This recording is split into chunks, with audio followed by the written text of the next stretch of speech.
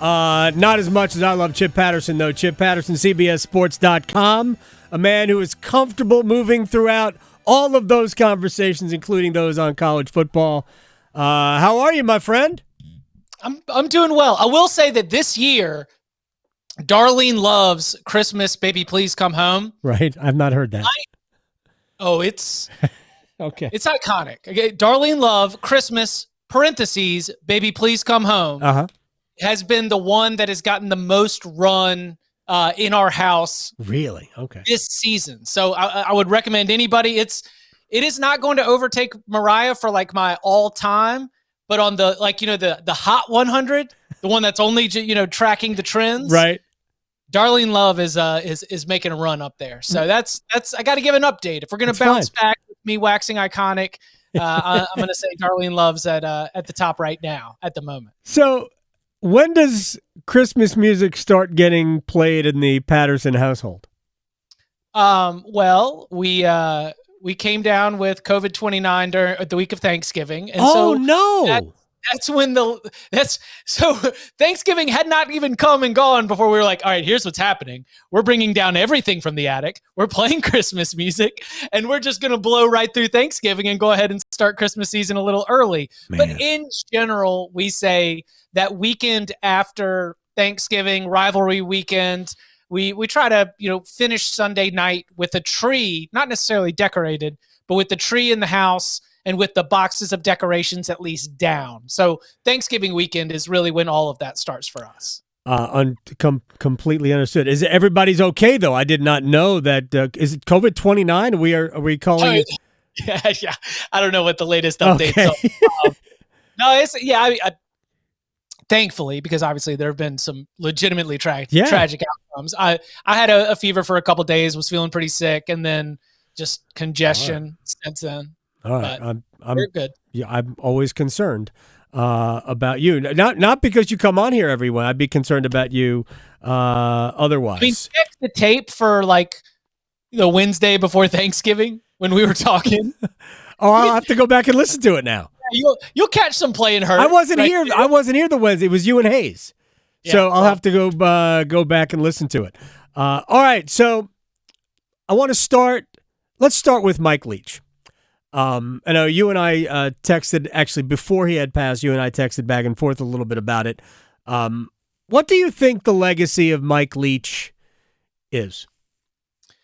I think he changed the way that the offensive game is played, not just in college football, but at the high school level and at the NFL. Because when he was at Kentucky with Hal Mumme and they sort of built the air raid offense, at the time, all of Kentucky high school football was just the veer. Just like very simple, at the line of scrimmage type, run the football. Right. When he arrived in Texas at Texas Tech, they think, this can't work here. And now all of Texas high school football is the air raid, and it's all built off the air raid. Yeah. The fact that Lincoln Riley, the head coach at USC, is the Mike Leach tree. Sonny Cumbie at Louisiana Tech, Sonny Dykes at TCU, Neil Brown at West Virginia, numerous other coaches that all trace it back.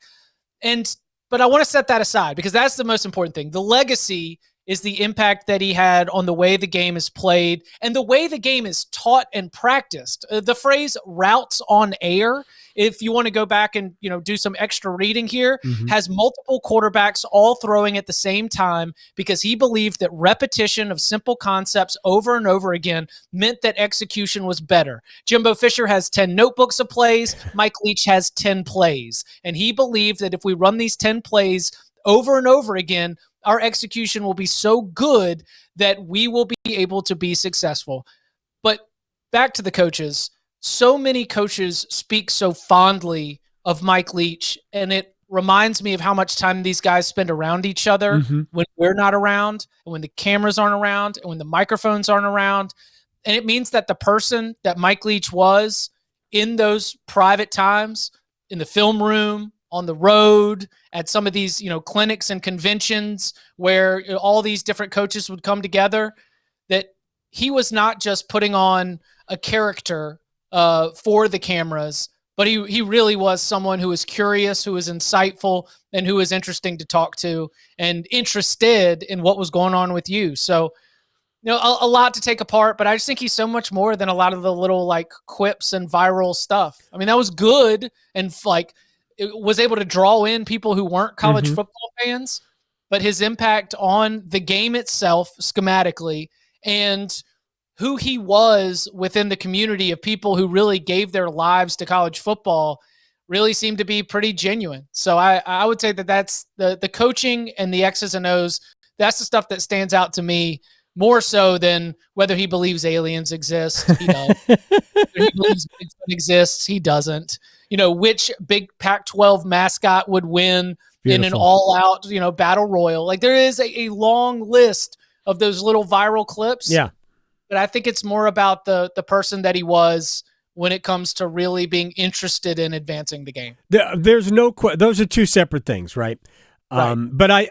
But here's how I believe they're related. First of all, in a game that has increasingly become less and less personality driven as it pertains to relating to us. All of our coaches are sanitized. Yeah. Like as the sports popularity has exploded, our coaches have become less interesting. No question. And they're doing that because they don't want to give you anything. Where in a way, Spurrier's gone. Spurrier brought out the personality in Dabo Swinney. And now that Spurrier's gone, Dabo's really just like everybody else. A little bit more folksy about it, but just like everybody else. But Leach was willing to engage in all those weird conversations. And here's how I think it pertains to what he was as a football coach. I think we can all agree that, I think the word genius is overused.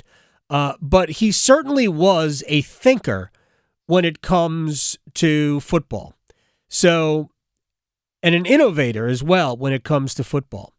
And when you are that, you are just a thinker in general. And people like Leach, just when they're not thinking about football, aren't just they're thinking about things. So he actually thought about all of those mascot things, and he thought about the candy conversation. So to me, those are related in some ways, and it really did make him entertaining. Sometimes he crossed the line, but I thought he's just an entertaining guy too.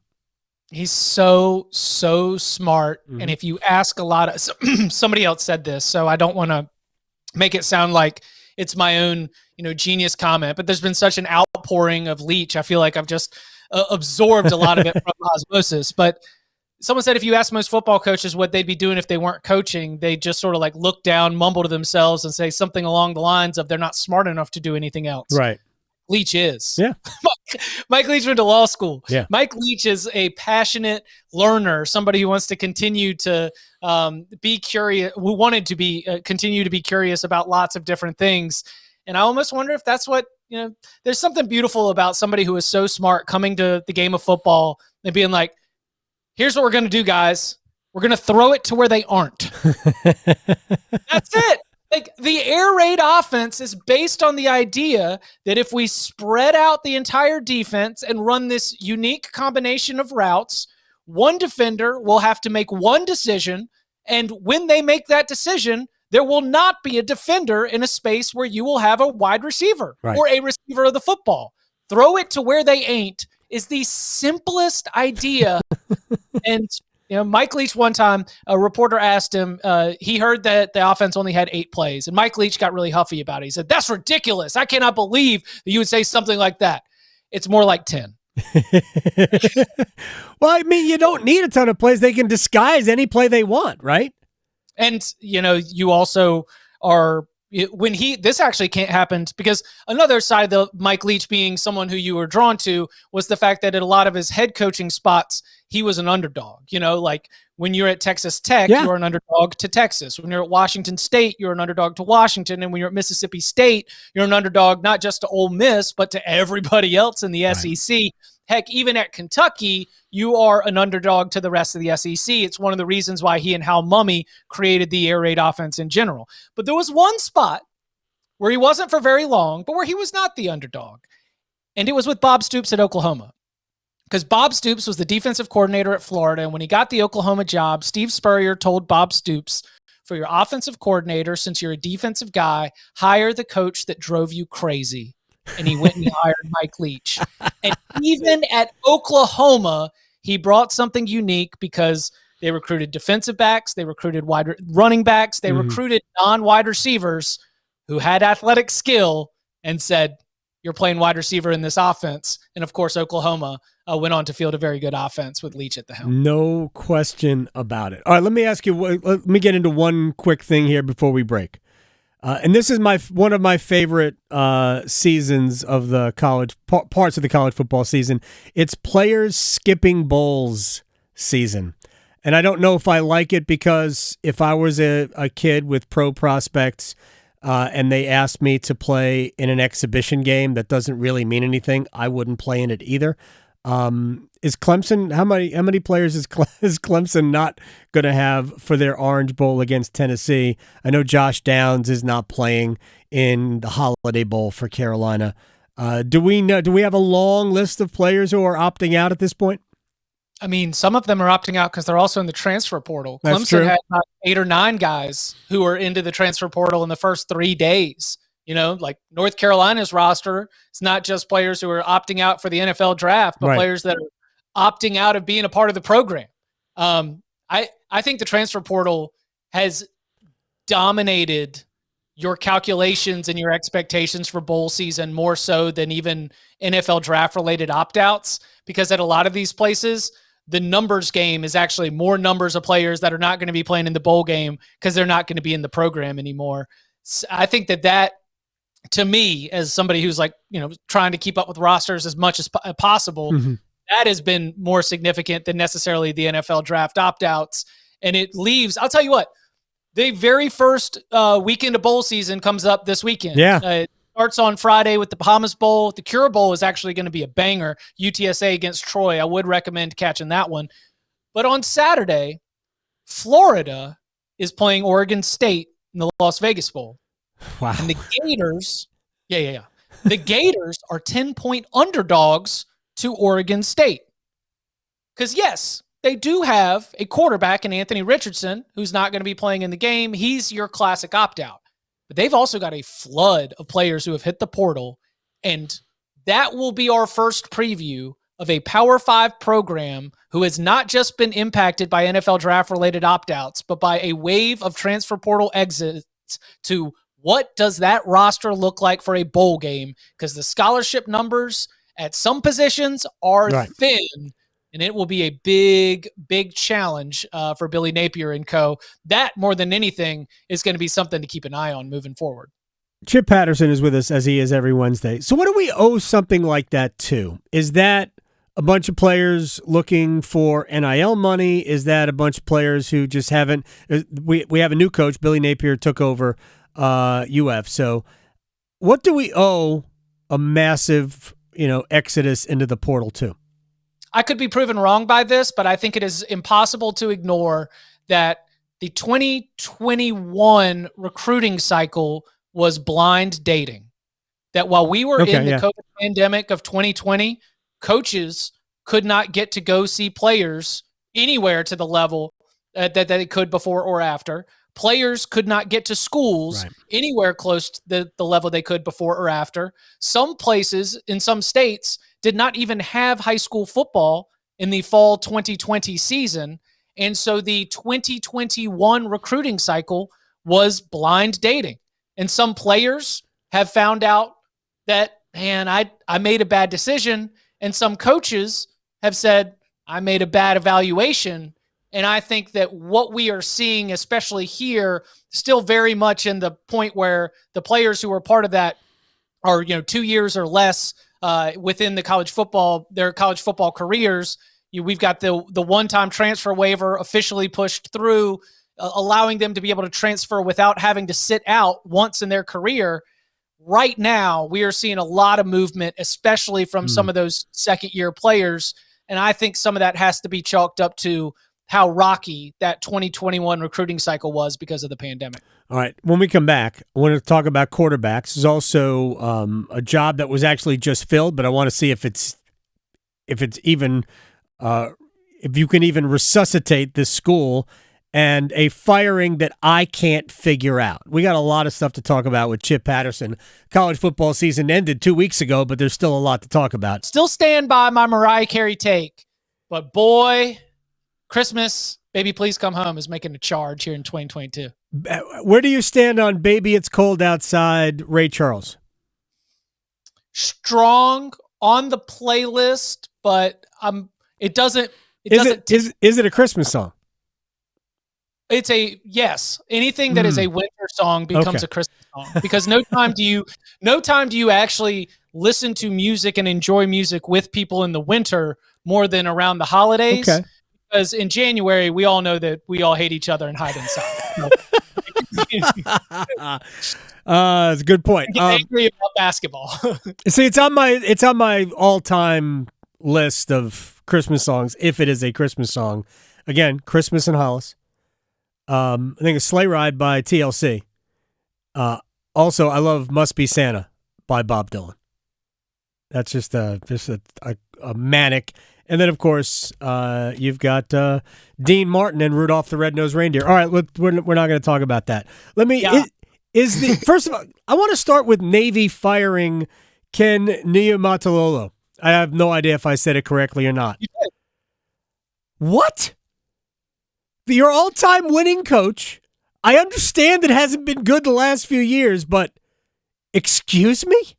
What are they doing? There's a difference to me of what? And oh no. Oh, that was a bad decision, because this is not something that was a surprise. He has been beefing with that athletic director for 3 years now. The athletic director who tried to force him to fire his longtime offensive coordinator. Right. He got fired, then he got unfired and brought back on. I mean, like, workplace issues throughout as it pertains to Ken Niumatalolo. You're right. Navy's winningest head coach of all time. Somebody who got his start working for that program under Paul Johnson. Yep. Somebody who has been a stellar face of the program and representative of the Naval Academy in every room that he's in. Yep. Do not agree with the firing. I do not think it was a smart decision, because I don't know who you're going to get at the Naval Academy who's going to be better. But again, the context that I have to provide is that athletic director and head coach have had friction for multiple years now. And apparently it was riding on that game, a game that went to overtime. And that's where we're at. It's one of those things that is just staggering to me. All right, to another college job. Is the Stanford run over? Jim Harbaugh took that over after leaving, I think it was University of San Diego. He turned that into, and with the help of Andrew Luck, obviously, but it wasn't the only quarterback he had there. He turned that into a really good job, a place you could win. And then David Shaw followed that up, and it is obviously the last few years it has completely gone the other way. Is that run over? Are we looking at Stanford as being a place where, yeah, you can win there, kind of like you can win at Duke or Wake? No, you can't even win there like you can win at Duke or Wake unless they seriously change a few things. Starting with, okay, how much time you got, buddy? One of the reasons I thought that Deion Sanders would be a bad fit at Colorado is because Colorado actually has some very high standards for transferring into the university academically. Right. What was one of the first things that we heard is that they're going to relax that. Of course, the chancellor came out and was like, you know what? We see the writing on the wall. Football is going to drive this thing. We are going to relax our transfer standards. You cannot transfer into Stanford. Mm-mm. It is so hard for them to be able to get transfers into that program. So much so that I think the one transfer on the roster this year was technically a walk-on who came to the program from Oklahoma State. Number two, the early signing period has wrecked Stanford recruiting. Stanford used to be able to get good classes in there, but so many of the top prospects commit during the early signing period, and Stanford's admissions won't let you in at that point. The timelines don't line up for them to be able to get players into the school in time for the early signing period. So you've got to change your admissions for undergrads. You've got to change your admissions for transfers. Like that's the very start of that. Is Troy Taylor, the Sacramento State head coach, is a offensive, not genius, but he is an offensive mind who's been able to do great things, including leading Sacramento State to its first ever conference titles in the Big Sky, a program that just moved from D2 to FCS in 1996. But he is not going to be able to execute that offense in the Pac-12 unless he has players, and they've got to change those admission standards. So number one, the school has to decide whether or not it cares about football. Because if you care about football, you change your admission standards and you give Troy Taylor a chance to bring players in and get them in early. And if you do all that, you will at least bring Stanford to being competitive. But then you've got to ask whether Stanford, which has some very wealthy graduates, to get involved in the NIL game. So you have to lower your admission standards at what is considered one of the great academic institutions this country has, and you've got to decide whether or not you want to drop the bag. I don't know whether Stanford wants to do any of those things. Right. The answer is no to all three: admissions for undergrads, admissions for transfers, and also NIL. Then no, Stanford's run is done. Stanford will not get anywhere close to where it reached under Jim Harbaugh and David Shaw. What if the recruiting calendar changes, and because of the transfer portal, what if they get rid of the early signing period and go back to where it used to be, where National Signing Day, which I think is the first Wednesday in February? Is that the national? What if they did that?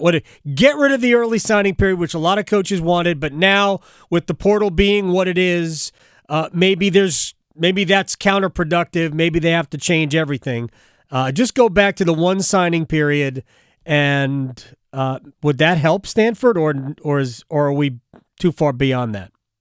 I think we're too far beyond that, because I've also heard take the early signing period and bump it back to August. Okay. Like let's before go the season starts. Yeah, before the high school season starts.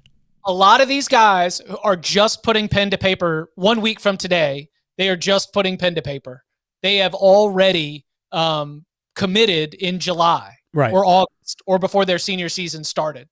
And that is the suggestion that I've heard. If you want to break up the calendar, is let's let all these guys that commit during the summer between their junior and senior year, let's let them go ahead and sign heading into their senior season. And then we'll come back in February for the next round.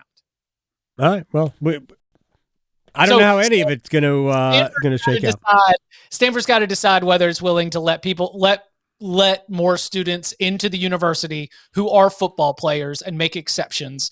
And if they don't, then they're going to be left behind. Chip Patterson, who is quarterback one in your eyes as it relates to the NFL draft? Wait till next year? All right. Well, that could be a good answer. Bryce Young's the player I like the most. Yeah. He didn't have a good season. CJ Stroud is not a player I like, though he is the best at moving the ball down the field. Mm-hmm. I mean, heck, if Hendon Hooker didn't tear his ACL, you'd hear me talking about, like, forget it. Draft Hendon Hooker. That guy is ready to show up and compete right away, day one. But yeah, I'm not a Will Levis guy. And I don't know who else is sort of in that conversation right now. No, I have no idea. Here's the, I guess, what about Nix? Bo Nix? No. But, I mean, look, Bo Nix is going to be able That's a great answer, though. Take the headset off and come into a game, maybe 2 to 3 games, and be able to be successful. Bo Nix has like big Taylor Heineke energy. Like, he is gifted enough and athletic enough and is enough of a competitor and has played enough football and been successful at multiple places that I could see him having that kind of run, but nah. Here's the thing. I like Bryce. I think Bryce Young's the best prospect from this group, but I also think he's tiny. And when Nick Saban earlier this year, when he had the shoulder, whatever the shoulder injury was, when he says, "Oh yeah, he's been dealing with that for a while," I'm like, "No, you can't say that out loud." No. That's like Bryce Young. to me, has a bunch of intangibles because I've seen him put the Alabama offense on his back and drag Alabama to double-digit wins and even a national championship game appearance. No running back room last year, no wide receivers this year, just making things happen. That is like my reason why I say I like him, but he also wasn't fantastic at times. He wasn't like quite good enough. So, to answer your question, Bryce Young's my QB1, but not a ton of confidence in the QB class as a whole. I'd probably rather go to the defensive side of the football. Like if I had the number 1 overall pick, I might take Will Anderson. I would take that's exactly who I would take if I had the number 1 overall pick. And I'll bet you anything the Houston Texans are going to take Bryce Young because they apparently don't like any of their quarterbacks, and I don't blame them. But I think they're going to take Bryce Young, but because that's what everybody does. You got to take a quarterback just about. All right, next week we're going to pick all the ACC bowls. Okay. And we'll talk quarterbacks in the ACC quarterbacks in the portal, which I believe there are 14 of them. I don't know. There's everybody.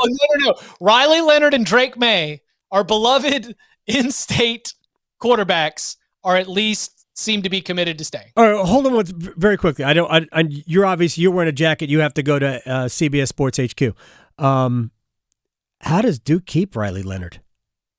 Oh, I think the relationship with the offensive staff, I mean, there's no way, I'm not speaking for Riley Leonard, but there's no way that you could be a part of this program, see everything that's happened in the last 12 months, and not be a believer in what's happening. No, I'm a believer in them too. So Duke has to come, right, you have to think Duke has to come up with some NIL money for Riley Leonard. I mean, that guy can be a top 10, 12 college quarterback. I'm not sure about that. Okay. But, he could. Anyway, I do got to run. All right, bye.